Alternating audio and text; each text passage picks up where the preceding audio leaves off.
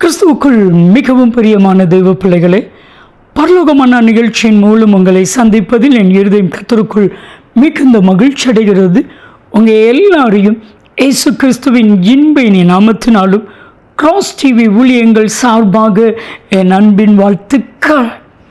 இன்றைய பரலோகமன்னா, தேவனுக்கு இது லேசான காரியம்.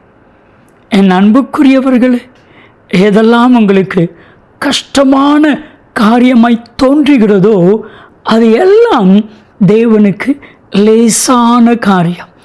நான் சொல்ல எல்லாரும் ஆமேன் ஆமேன் என்று விசுவாசத்தோடு இருதயத்தில் சொல்லுங்க. உங்களை உயர்த்துவது கர்த்தருக்கு லேசான காரியம். உங்களை ஆசீர்வதிப்பது கர்த்தருக்கு லேசான காரியம். உங்கள் கடன் பிரச்சனைகளை மாற்றுவது தேவனுக்கு லேசான காரியம். உங்களுடைய சரீர பலவீனங்களை மாற்றுவது ஆண்டவருக்கு லேசான காரியம். புது கிட்னியை கொடுப்பது ஆண்டவருக்கு லேசான காரியம். உங்களுடைய உபத்திரவங்களை மாற்றுவது ஆண்டவருக்கு லேசான காரியம். கர்த்தர் உங்களுக்கு வீடு கட்டி கொடுப்பது ஆண்டவருக்கு லேசான காரியம். பிரியமானவர்களே, எதெல்லாம் நீங்கள் கஷ்டமாக ஏன்றீங்களோ அதெல்லாம் தேவனுக்கு லேசானது. ஆசா அழகாய் அதை புரிந்தபடியினால் தேவனை நோக்கி அழகான ஒரு ஜெபம் பண்ணுகிறான்.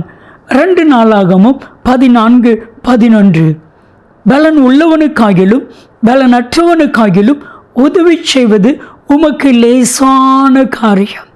என் அன்பு தெய்வ பிள்ளைகளே, நீங்கள் யாராக இருந்தாலும் எதெல்லாம் நடக்காது முடியாது அப்படி நினச்சிட்டு இருக்கீங்களோ அதெல்லாம் ஆண்டவருக்கு லேசான காரியம். இன்னைக்கு இதெல்லாம் ஆண்டவர் லேசாய் உங்களுக்கு செய்வார்.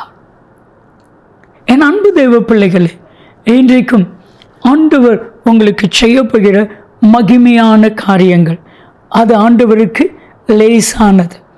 ஒரு முறை தாவீதை வஞ்சகமாய் தாவீதை கொலை செய்வதற்கு சவுல், ராஜாவாகிய சவுல் தன் மகளை திருமணம் செய்து கொடுக்கறதுக்காக தீர்மானிக்கிறான்.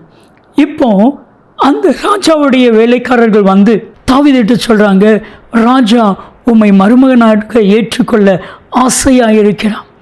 அப்பொழுது தாவீது சொன்ன வார்த்தை என்ன தெரியுமா? நீங்கள் வாஸ்து பாருங்க, 1 சாமுவேல் 18:23. நான் ராஜாவுக்கு மருமகனாகுவது லேசான காரியமா? லேசான காரியமா? நான் எங்கள் குடும்பத்தில் எளியவன், அற்பமாக எண்ணப்பட்டவன். என் அன்புக்குரியவர்களே, ஒருவேளை நீங்கள் எளியவர்களாக இருக்கலாம், அற்பமாக எண்ணப்பட்டவர்களாக இருக்கலாம். உங்களை உயர்த்துவது தேவனுக்கு லேசான காரியம். தாவீது சொன்னால் ராஜாவுக்கு மருமகனாவது லேசான காரியமா? ஆனால் அப்படி சொன்ன தாவீதை தேவனாகிய கர்த்தர் எல்லா கோத்திரத்திற்கும் ராஜாவாக ஏற்படுத்தினது ஆண்டவருக்கு லேசான காரியம். இன்றைக்கும் உங்கள் வாழ்க்கையில் என்னெல்லாம் நீங்கள் கஷ்டமாக நினைக்கிறீங்களோ அதெல்லாம் ஆண்டவருக்கு லேசான காரியம். நான் சொல்லட்டுமா?